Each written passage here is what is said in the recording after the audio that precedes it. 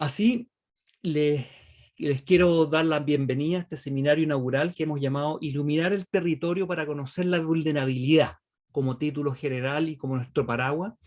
Y queremos invitar y queremos agradecerles la presencia a nuestra invitada, a la doctora Pamela Martínez. Ella es bioquímica, ella es doctorada en Ecología y Evolución de la Universidad de Chicago y actualmente es académica del Departamento de Microbiología y Estadística de la Universidad de Illinois. Nos va a presentar un trabajo muy interesante que han publicado con un grupo de chilenos y de personas de otros países también, sobre un análisis del estatus socioeconómico como determinante de la incidencia y la mortalidad relacionada a COVID-19 en Santiago, Chile. Así que primero le quiero dar la bienvenida, quiero agradecerle en darse su tiempo y estar con nosotros hoy día. Así que bienvenidas y muchas gracias, Pamela, por asistir. Gracias a ustedes por invitarme. La verdad es que es un honor estar en la charla inaugural y es una audiencia muy interesante, así es que espero tener feedback y por favor abierta a cualquier comentario o recomendación que quieran compartir con lo que voy a presentar hoy. Veamos. La verdad es que al final igual incluí unas diapositivas que tratan de expandir un poco lo que hemos estado haciendo, así es que no solamente voy a hablar sobre Santiago y no solamente sobre el efecto en la mortalidad. Les dejo acá el link de mi Twitter por si me quieren seguir y felizmente los puedo seguir a ustedes también. Bueno, la verdad es que nuestro trabajo se motivó a partir de lo que se observó, ¿verdad?, del impacto de COVID-19 durante el invierno del año pasado. Vemos acá que si bien hubo un pic bastante considerable a nivel de país durante los meses de mayo, junio, julio, agosto, la mayoría de los casos durante el invierno del 2020 se centraron en la región metropolitana, que está acá marcado con esta línea turquesa. Y si bien la región metropolitana abarca más o menos un tercio de la población, las muertes durante este periodo debido a COVID fueron cercanas al 65% de todas las muertes de COVID durante este periodo. Entonces fue interesante para nosotros poder investigar qué era lo que estaba pasando y por qué esta ciudad, que es tan heterogénea en términos de nivel socioeconómico, ¿verdad? Bueno, esta región en general podía estar contándonos sobre el impacto de COVID-19. Consideramos las comunas o municipalidades de la región metropolitana que son consideradas urbanas.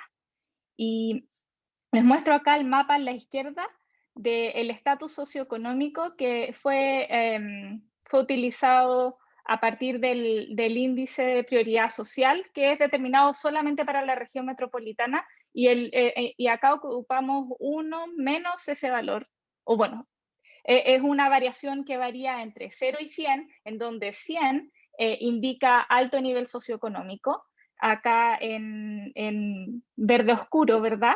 Y valores cercanos a 0 son aquellos valores que tienen bajo estatus socioeconómico y que están acá marcados con este color rojo, rosado oscuro.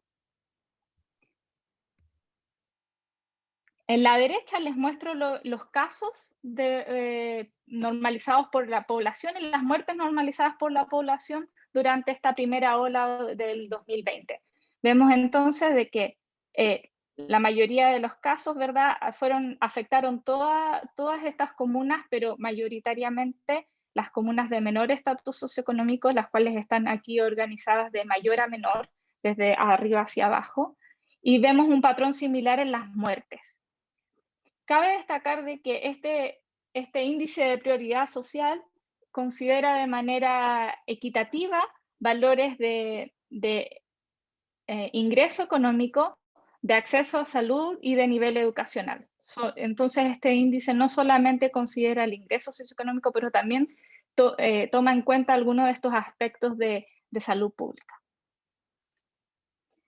Entonces, si vemos ahora las muertes atribuidas por COVID normalizadas por la población durante el invierno del 2020 versus el nivel socioeconómico, vemos que esta asociación es significativa, ¿verdad?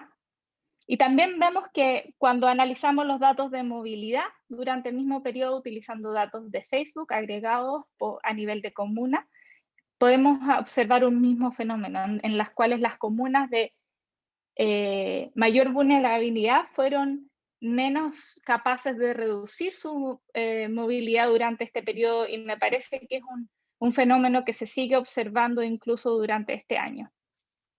Entonces acá vemos que el nivel socioeconómico nuevamente se ve inversamente relacionado con el cambio de movilidad durante las cuarentenas, ¿verdad? Y claro, vemos que Santiago y Providencia redujeron mayor su movilidad, puede decir que son como outliers, y no es extraño sabiendo que estos son los centros, ¿verdad?, comerciales y económicos de la región metropolitana.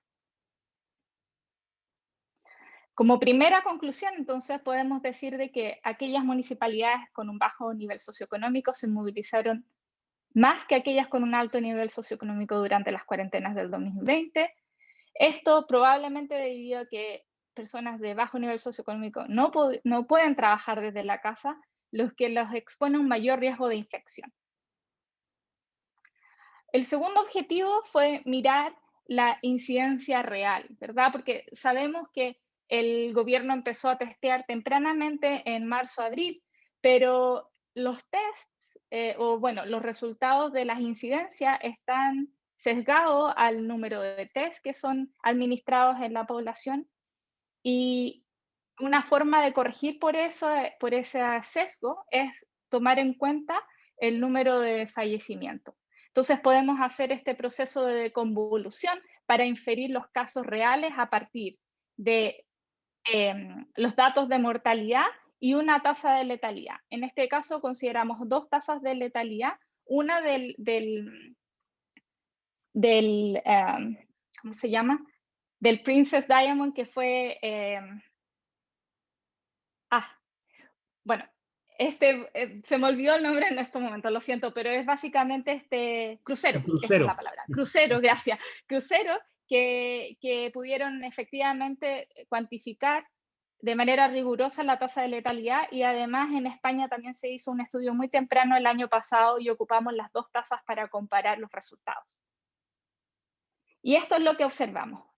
En el eje de la derecha se observan los reportados oficiales de los casos, ¿verdad? Y vemos que el pic durante mayo-junio alcanzó cerca de 4.000 casos reportados, mientras que los casos inferidos ocupando este modelo registran valores que son 5 a 10 veces mayores que los casos reportados, y aquí ocupamos distintos métodos. Dos que fueron, un método que fue implementado por Gonzalo Meno, que es otro de los coautores del paper, y utilizamos las dos tasas de letalidad de España y del crucero, ¿verdad?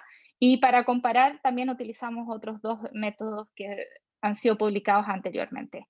Lo que es interesante también es ver este pic, ¿verdad? Que ocurrió tempranamente a fines de marzo, que fue capturado por los métodos que se fueron establecidos durante este estudio, y que este pique no fue capturado por los casos oficiales. Voy a hablar un poco más sobre este pic temprano, ¿verdad? Sabemos que los primeros casos de coronavirus en Chile fueron insertados en la población migrantes de estatus socioeconómico alto, que viajaron durante febrero, marzo, ¿verdad? Y vemos de que se produjo primero como una epidemia local, acá en las comunas del sector alto de la capital, y que después se observaron casos al principios de abril en las otras comunas. Sin embargo, quiero que pongan atención acá en estos rectángulos que marcamos nosotros, que son las muertes confirmadas y muertes atribuidas por COVID-19. Y vemos de que hay muertes distribuidas en toda la región metro, o en todas las municipalidades analizadas en nuestro estudio, lo que nos da a entender de que para que hubiesen todas estas muertes, la transmisión tiene que haber sido más temprana. Lo mismo si es que analizamos el número de test por cada 10.000 habitantes. Vemos que hay una mayor concentración de test en las comunas que tienen un alto estatus socioeconómico, pero mucho menor en el resto de las comunas y se empezó a aumentar el número de test a mediados de abril. Entonces, esto, con este método que implementamos que nos permite inferir los casos reales y al utilizar las muertes pudimos inferir lo que realmente debería haber ocurrido y vemos de que la distribución de los casos varía bastante en comparación a lo que fue reportado oficialmente. La conclusión de este segundo objetivo fue que la reconstrucción de la epidemia revela una dinámica de transmisión temprana que afectó no solamente al sector de alto estatus socioeconómico en la región. El tercer objetivo fue analizar la mortalidad atribuida a COVID-19. Y aquí, bueno, este es un diagrama, ¿verdad?, que está publicado, pero la idea básicamente es que nosotros tenemos casos de mortalidad que son directamente atribuidos por COVID-19, otros casos que son indirectos, como por ejemplo la saturación del sistema de salud, que inhibe, ¿verdad?, el acceso a salud a otras enfermedades. Y finalmente tenemos el exceso de todas las muertes, el exceso de muerte atribuido a cualquier tipo de fallecimiento. Entonces, la idea es tratar de desagregar estos tres y ver cómo el sistema de notificación en Chile ha sido capaz o no de capturar estos tres tipos de causas. Acá les muestro en la izquierda, entonces, el número de muertes totales durante el año 2020 hasta a finales de agosto del 2020. Y en las líneas punteadas ustedes pueden ver la tendencia, ¿verdad?, entre el 2000 y el 2019.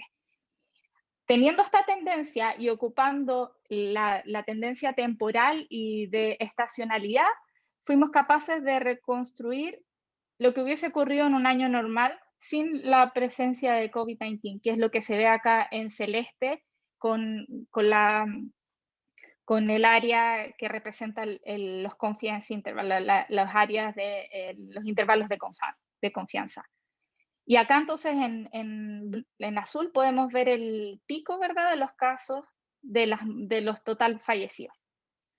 Entonces se puede estimar el exceso de muerte, ¿verdad?, que viene a ser lo que se observó durante el 2020 menos lo que se hubiese observado que se predice a partir de esta tendencia. Y eso es lo que mostramos en gris acá en el plot de la derecha. Y en verde oscuro son los casos atribuidos por COVID y en verde, ¿verdad?, en verde claro son los casos confirmados por COVID. Y vemos que al menos los casos atribuidos caen dentro del intervalo de confianza de los excesos. Hicimos estos análisis también desagregados por edad. Vemos de que incluso los menores de 40 años tuvieron un exceso que fue casi 2 veces mayor que un año normal, con una tendencia que es inversa al estatus socioeconómico, por lo que vemos que incluso la gente menor de 40 años en el estatus socioeconómico alto no tuvo una desviación anormal a los años anteriores. Sí se ve una desviación que también tiene una asociación significativa con el estatus socioeconómico en los de 40 a 60, 60 a 80 años. Y los de mayores de 80 años, si bien también presentaron este exceso de muerte, no hubo una asociación significativa con el estatus socioeconómico, y algo que voy a discutir un poco más adelante.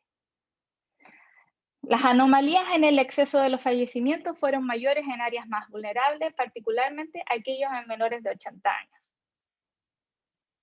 El siguiente objetivo fue analizar estas otras métricas que el gobierno estaba entregando, ¿verdad? Como la capacidad de testeo, positividad y retraso en los resultados. Positividad, entonces, se entiende como el porcentaje de test que son positivos en comparación a todos los tests. Y acá vemos esta tendencia, ¿verdad? Que de nuevo la positividad es mayor en aquellas comunas de menor nivel socioeconómico. Es una tendencia que es significativa, que es una tendencia que relacionan de socioeconómico. Y también es una relación que se correlaciona con las muertes por cada 10.000 habitantes. Entonces, a mayor positividad, vemos que hay una mayor asociación con las muertes por cada 10.000 habitantes. El segundo, el segundo índice que analizamos fue el de timeliness, o la probabilidad de obtener tu resultado dentro de una semana. Entonces, un timeliness de 100% es que todas las personas obtuvieron el resultado dentro de una semana, y de un 30%, que es el caso, por ejemplo, que ocurrió durante junio del año pasado, es que solamente 3 de cada 10 personas obtuvieron su resultado de COVID dentro de una semana. Vemos de nuevo de que hay una asociación significativa con el estatus socioeconómico, en donde las personas de menor estatus socioeconómico en general tendieron a esperar más por el resultado del test. Y esta asociación también es significativa cuando fueron comparadas con el número de muertes por cada 10.000 habitantes. Finalmente, analizamos también otros índices, ¿verdad? Vemos que el número de test por cada 10.000 habitantes está negativamente asociado con el estatus socioeconómico, y esto no es sorprendente, sabiendo de que hay muchos más casos, ¿verdad?, en estas comunas con mayor vulnerabilidad. Por eso es que quizás es mejor mirar los test por cada fallecido. Y acá vemos de que test por fallecido tiene una asociación positiva con el estatus socioeconómico, que incluso es más de 2 veces mayor el número de test en aquellas comunas de mayor ingreso económico o de mayor estatus socioeconómico. Como conclusión de esta parte, podemos decir que la positividad y los retrasos en las pruebas fueron mucho mayores en los municipios con menor nivel socioeconómico. Finalmente, lo que quisimos fue integrar, ¿verdad?, todo este conocimiento para poder estimar la letalidad de infección, o infection fatality rate, que es distinto a la letalidad de los casos, ¿verdad? Para esto, nosotros primero inferimos la letalidad de los casos porque los datos desagregados a nivel de edad y comuna no están disponibles en el GitHub, en el repositorio del Ministerio de Salud. Entonces, tuvimos que inferir estos casos, ¿verdad? Y vemos que hay una tendencia, los mayores de 80 años tienen la mayor case fatality rate, y que se correlaciona, ¿verdad?, en los otros grupos con el estatus socioeconómico. A través de, una vez que estimamos el case fatality rate, pudimos estimar la letalidad de infección, que es lo que vemos en el segundo plot acá. Ups. Y ahora vemos resultados similares a lo que yo les mostraba con el excess, en los excesos de muerte, en el que la letalidad de infección en los mayores de 80 años no presenta una asociación con el nivel socioeconómico, pero sí aquellos menores de 80 años, y es algo que investigamos un poco más profundamente en el panel C, en donde lo que hicimos fue dividir las municipalidades en 4 grupos, ¿verdad? Dependiendo del estatus socioeconómico. Entonces, de mayor estatus socioeconómico, mayor medio, menor medio y menor. Y lo que hicimos fue comparar el radio entre el estatus socioeconómico menor de estos 4 grupos con el mayor. Y lo que vemos acá es que, en general, las comunas de menor, que están como en el lado izquierdo de este gradiente, ¿verdad? Las comunas de menor estatus socioeconómico tienden a tener una letalidad de infección que es 3 veces mayor que aquellos que viven en una comuna de mayor estatus socioeconómico. ¿Qué es lo que quiere decir esto? Que dado que están infectados con COVID, tienen una probabilidad de fallecer que es 13 veces mayor y esta diferencia es mucho más alta en los menores de 40 años. Vemos que en los de 40 a 60 y 60 a 80 también es significativa, pero que es un radio que es 1.5, cercano a 2 veces mayor, pero que es mayor en los más jóvenes. Y que esto se puede explicar por las comorbilidades que posee esta población o porque quizás llegaron al sistema de salud cuando ya era muy tarde. Finalmente, dentro de este tema, quiero discutir esto, que fueron datos entregados por el SOCHIMI, por la SOCHIMI, la Sociedad Chilena de Medicina Interna. Y acá lo que analizamos es, ¿cómo estoy de tiempo? Estoy bien de tiempo. Es ahora la región, ¿verdad? Pero dividida por sectores de cobertura. Entonces, tenemos 6 sectores de cobertura, ¿verdad? El oriente, el suroriente, centro, occidente y suroccidente. Y vemos de que las comunas que están dentro del sector oriente o este, en mi mapa acá, son aquellas que tienen mayor estatus socioeconómico. Estas comunas del sector oriente tienden a tener el doble de camas por habitantes, e incluso normalizados por la población, ¿verdad? Y después vemos que las muertes atribuidas por COVID-19 fueron mayores en esta comuna, lo cual puede ser un poco intuitivo, es decir, ¿por qué hay el porcentaje de estas muertes, ¿verdad?, atribuidas a COVID-19 son mayores en estos lugares? Y es porque están ocurriendo en hospitales, en establecimientos hospitalarios. Lo que implica de cierta forma es que la gente de bajos recursos no está falleciendo, ¿verdad?, en estos sectores hospitalarios. Finalmente, en el E es la cobertura, ¿verdad?, de las ISAPRES versus el FONASA, y vemos que cumple con el mismo patrón. Pero claro, como en resumen, me parece que el panel D es el más importante porque nos está diciendo de que efectivamente la gente, si está falleciendo en sus casas, es porque no está teniendo necesariamente acceso a estos sistemas de salud. En resumen, entonces, de esta primera parte, vemos de que podemos ver que el estatus socioeconómico depende del nivel de educación, del ingreso, del acceso a salud, y podemos dividir este grupo en 2 categorías más extremas: nivel socioeconómico alto o bajo. El nivel socioeconómico alto fue capaz de reducir su movilidad, fue capaz de trabajar desde la casa.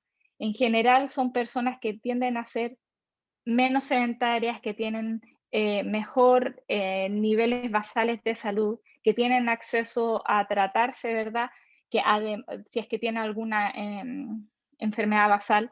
En general, ellos tuvieron acceso a resultados de manera más rápida, tuvieron más acceso al sistema de salud, lo que finalmente generó una menor letalidad.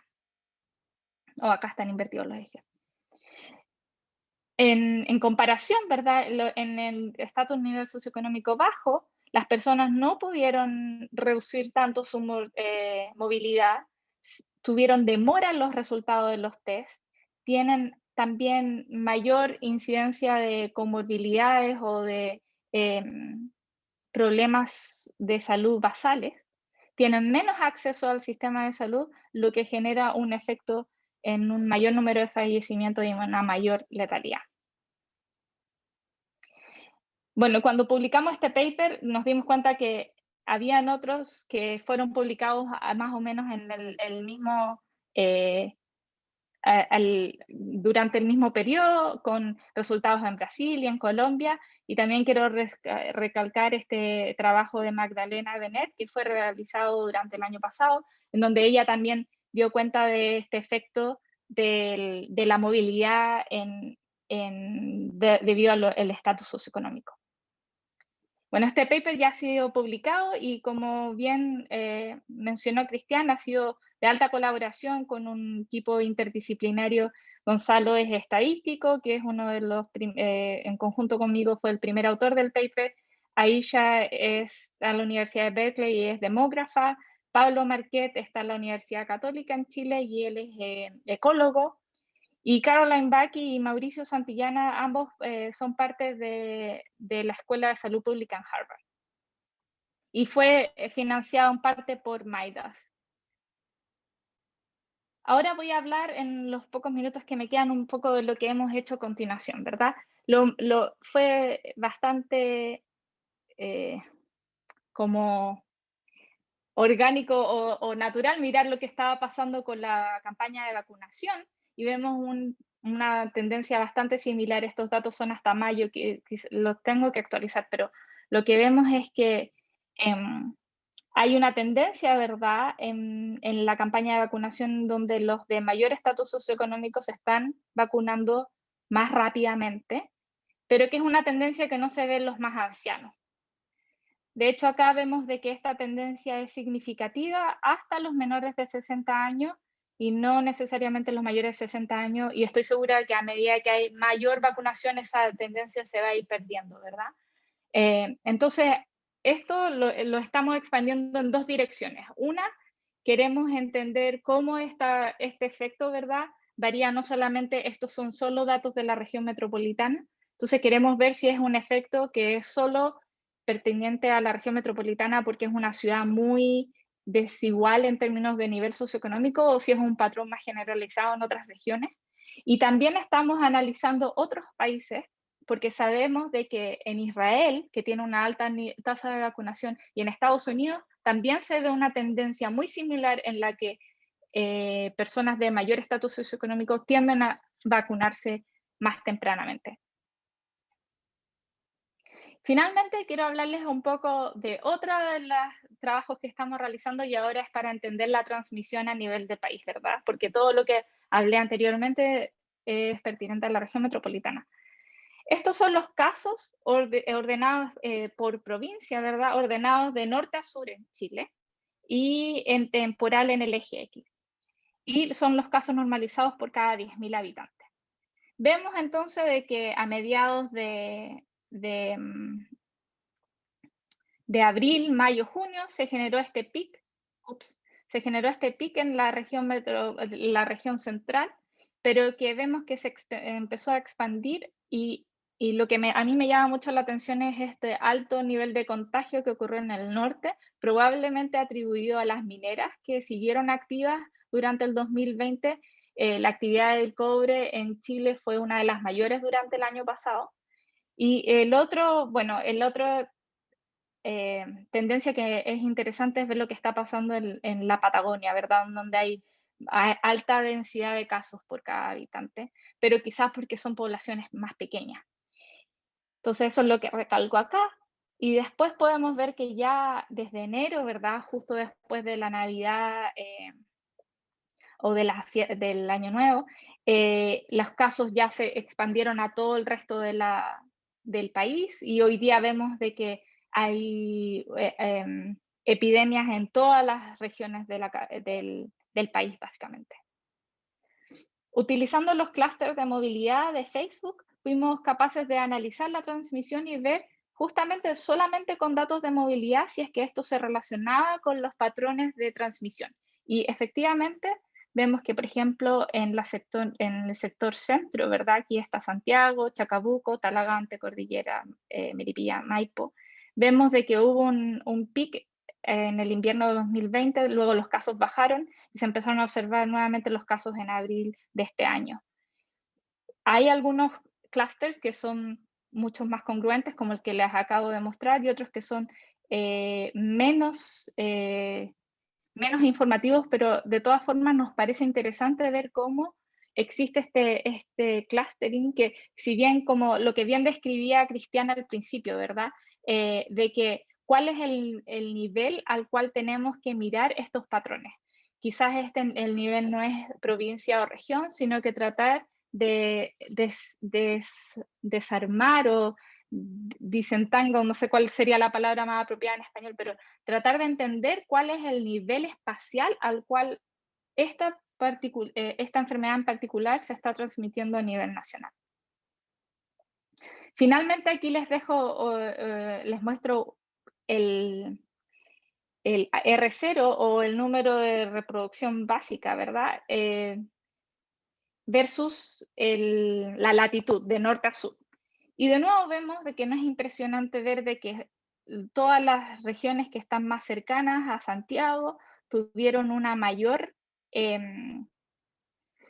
valor de R0 y que aquellas que se están más alejadas tuvieron un R0 menor justamente por esta ola de transmisión que ha ocurrido a lo largo del país.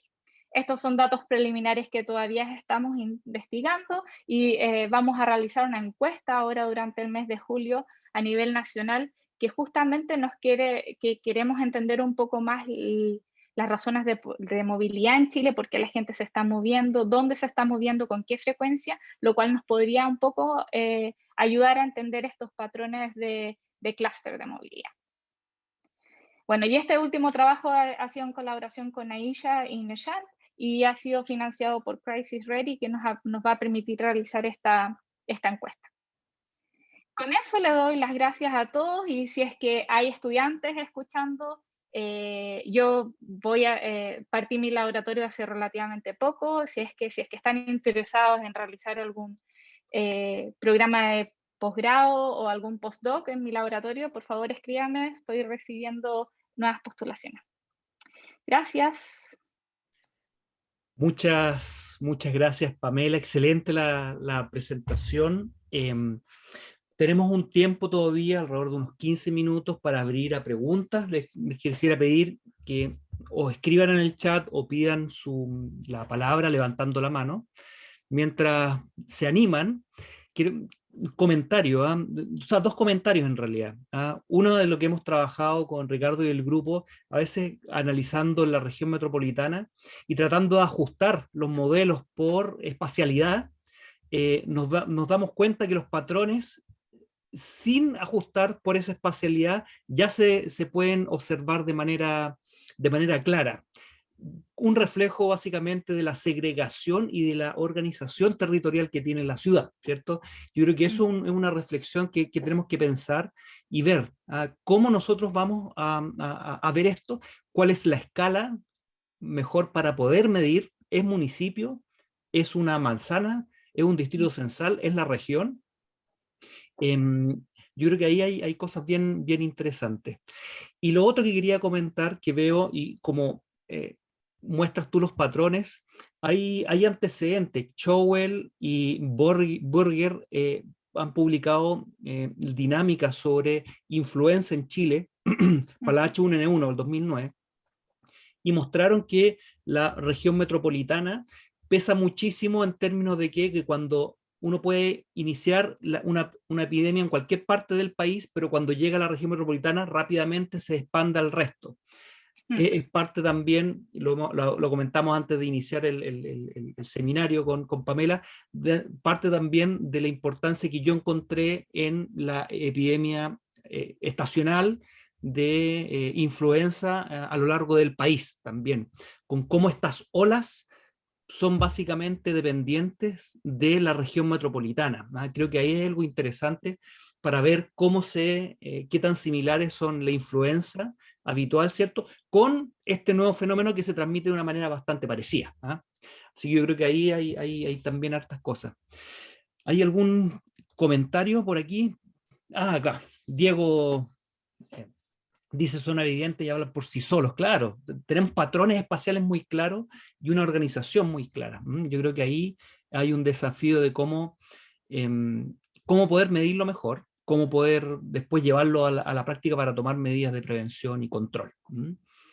Dejo abierto. Aparte, a mí lo que me parece interesante como en relación a lo que estás discutiendo es que Chile es como dos dimensiones, ¿verdad? O sea, podemos justamente hacer estos análisis de provincia porque todas las provincias están alineadas de norte a sur. Es mucho más complejo cuando tienes un país que se expande de norte a sur y de este a oeste. Entonces permite hacer análisis que de otra forma serían más complejos. Sí, bueno, la estructura del país permite eso por lo largo y es súper fácil, pero claro, desde el punto de vista de un modelo espacial lo complica muchas veces porque el- cómo se estructuran en el espacio a veces si son largos, no es tan interesante y para qué decir mapear Chile siempre se hace difícil. Dejo abierto entonces el micrófono para quien quisiera pedir la palabra y hacer una pregunta o un comentario. Aquí hay una pregunta. ¿Cómo afecta la lectura de datos por comunas si existe en el MinSal gestión de camas? Por lo tanto, una persona puede estar hospitalizada o morir en una comuna que no es la del origen. Súper buena pregunta. ¿Cómo lidiaron con el problema eh, más de Sí, una vez hospitalizado, más de una vez hecho un test ¿ah? A una es persona? una buena pregunta.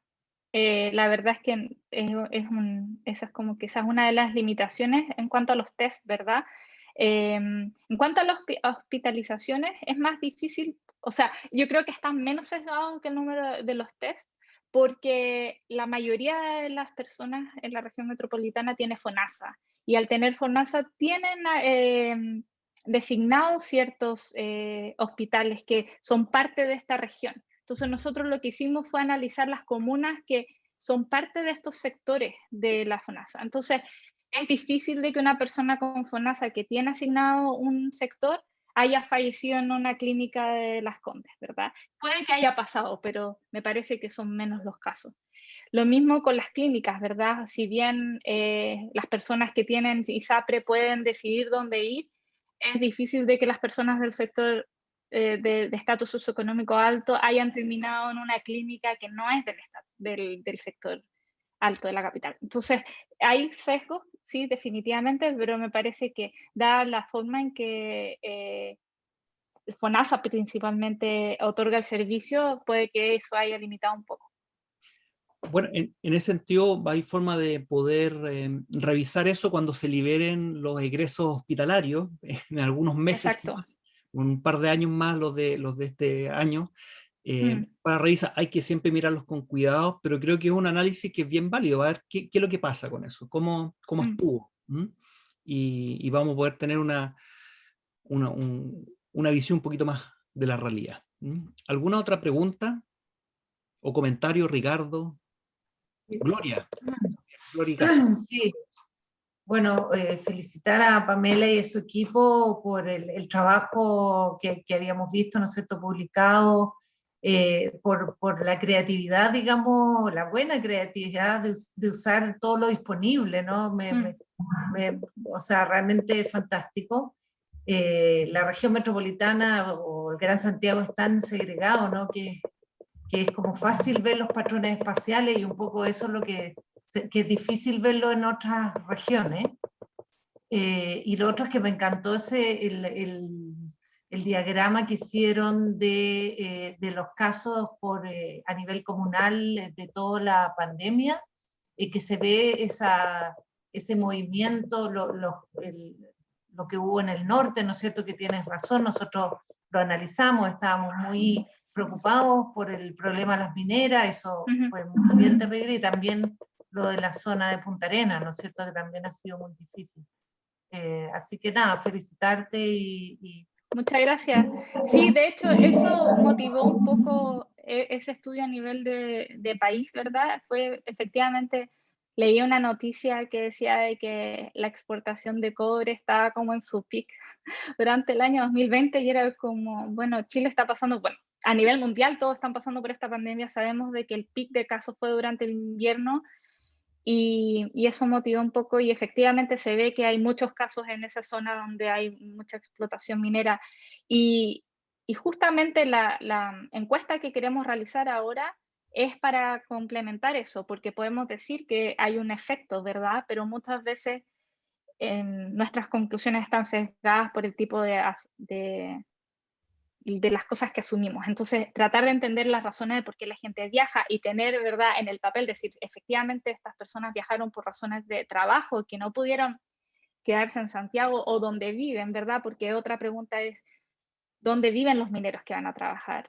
Yo creo que viven la mayoría en la región metropolitana, pero no estamos 100% seguros. Entonces esa es la idea un poco de investigar cómo está ocurriendo esa movilidad. Acá tengo otro comentario.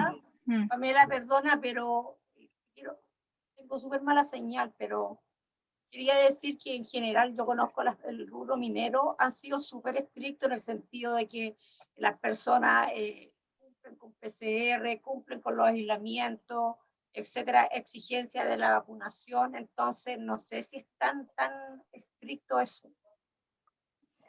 Bueno, estas son tendencias solamente del 2020, ¿verdad? Y se ven efectivamente muchos casos tempranos que ocurrieron durante mayo, junio del 2020 en esa región. Entonces, si es que no son debido a la actividad minera, habría que tratar de entender otra hipótesis alternativa, pero es por eso que justamente queremos ver las razones de movilidad y hacer otras preguntas en las encuestas para rescatar justamente lo que usted está diciendo.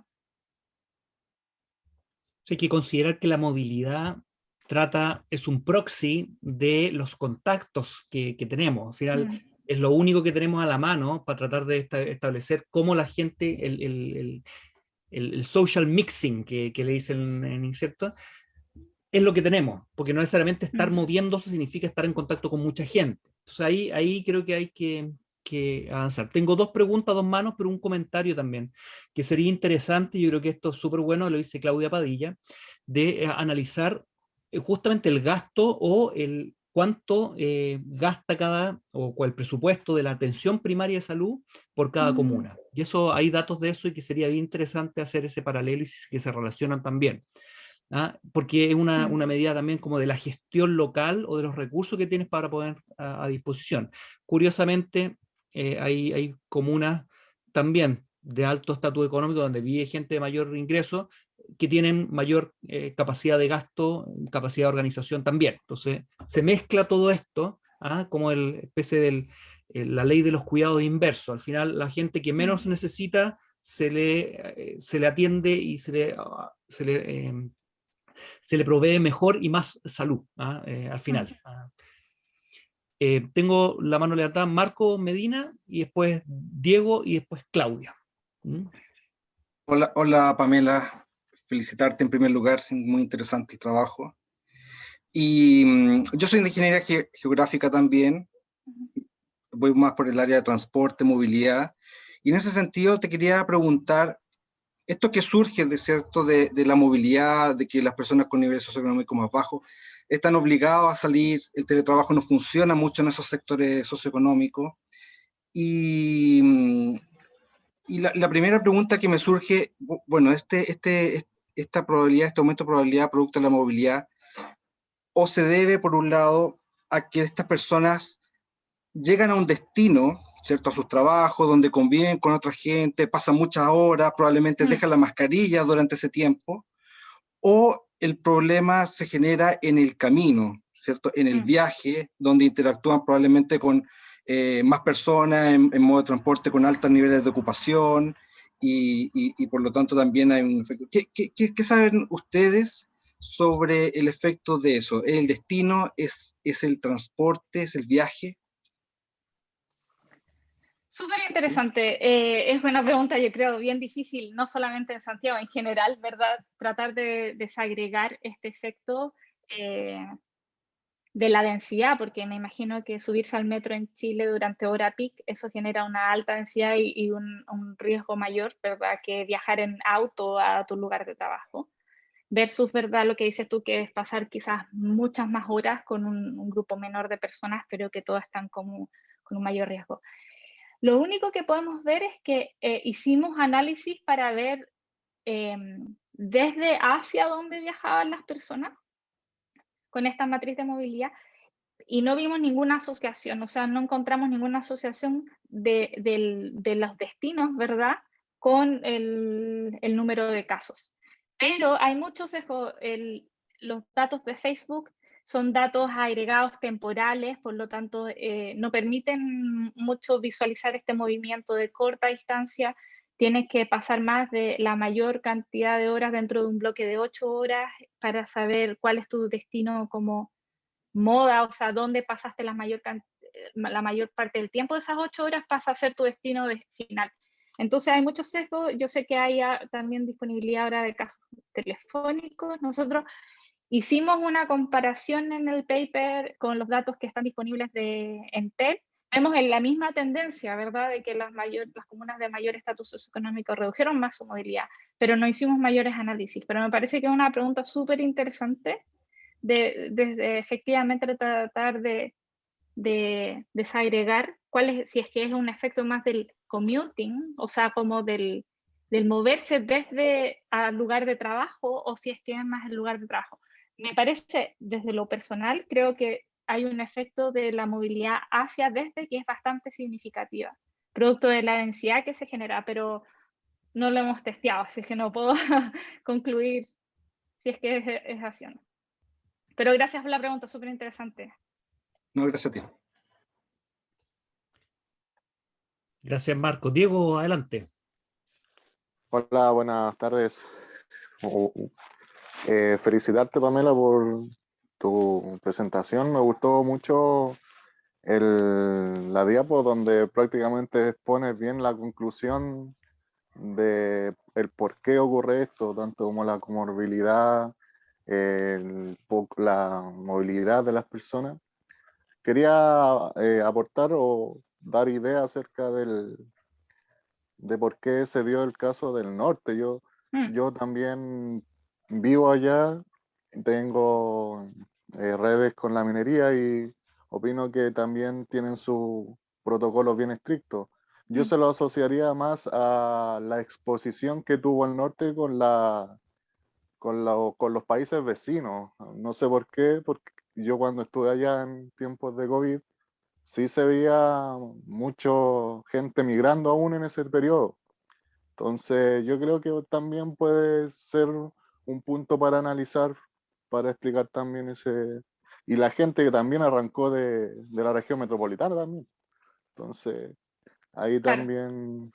No, súper interesante y les aportar... agradezco porque es información, ¿verdad?, que uno mirando los datos no tiene y que quizás por eso queremos hacer la encuesta, es efectivamente tratar de entender por qué hubieron estos como parches de transmisión durante el 2020 que son más anómalos de lo que uno hubiese esperado. Una teoría es que la actividad minera o la actividad económica en general haya sido importante, pero puede que no sea la única, estoy de acuerdo con eso. Otra persona dice de que no solamente hay mineras en el norte, sino que en la sexta y la séptima y octava región. Claro, entonces tratar de entender si es que la gente viaja por tierra o por avión, etcétera, etcétera, también nos parece interesante.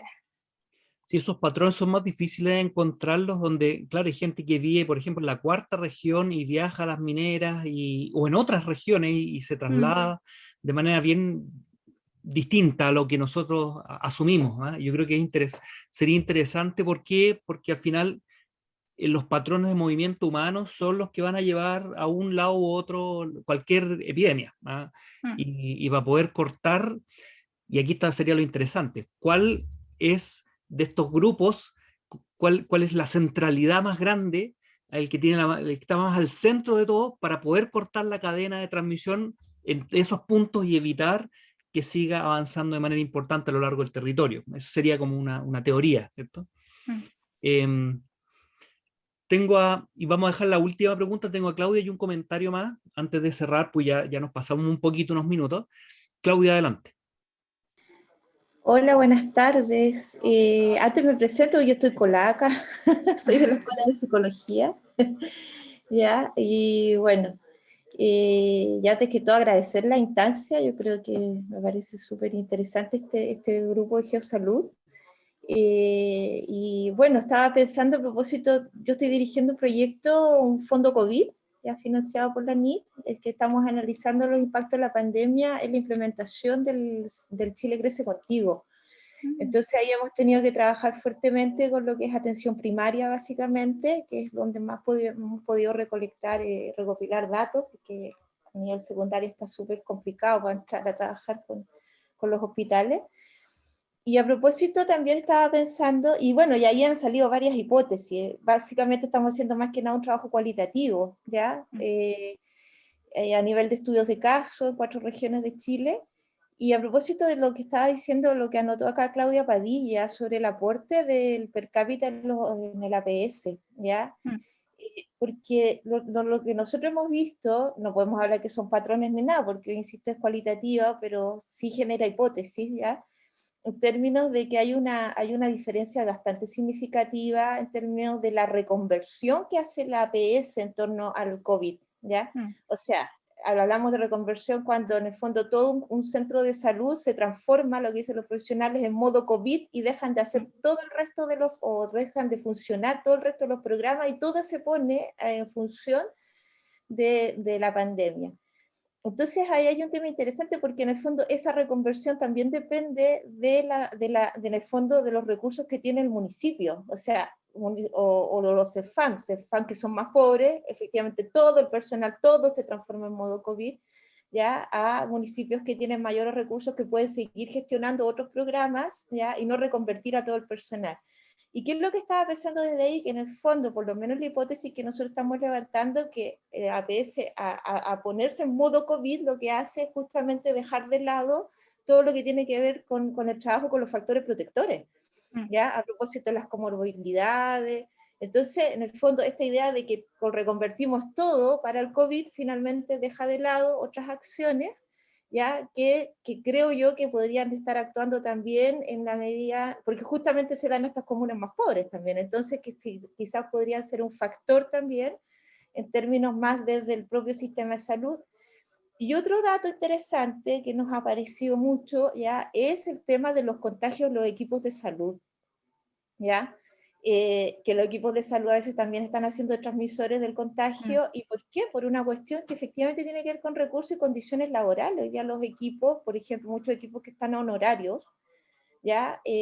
No se toman las licencias, muchos dicen, no saben que están contagiados, pero siguen trabajando de todas maneras porque tomarse una licencia médica, ¿ya? En estas condiciones de precariedad laboral es súper complicado. Entonces, ahí también aparece otro elemento que claro, que es sumamente complicado, que nosotros lo hemos visto muy a nivel cualitativo, pero que en el fondo tiene que ver con esto lo que decía Claudia, o sea, en el fondo con la capacidad, con los recursos en el fondo que los municipios hoy día tienen en términos de salud. Eso, y muchas gracias, Pamela. No, gracias a ti, súper interesante esos comentarios, porque justamente pueden explicar en parte lo que hemos visto, ¿verdad? O sea, es algo que no se documenta necesariamente en un dato que va al GitHub que provee el Ministerio de Ciencia, entonces me parece súper interesante. Gracias. Muchas gracias, Claudia. Tengo un comentario aquí más de Alejandra que dice que es importante poder identificar el contagio si es que dentro del transporte público, en lugar de trabajo, porque también se plantea que parte de los lugares donde más riesgo hay es en los mismos reuniones sociales o en los hogares. Puede ser solo también, y esto es súper importante porque refleja un poquito lo que quiero hacer el punto antes de cerrar, que puede reflejar solo la falta de información para trazar los casos. Y en ese sentido, en general, la ciencia y las ciencias como clásicas, ¿cierto?, son por esencia reduccionistas, pues el mapa no es el territorio.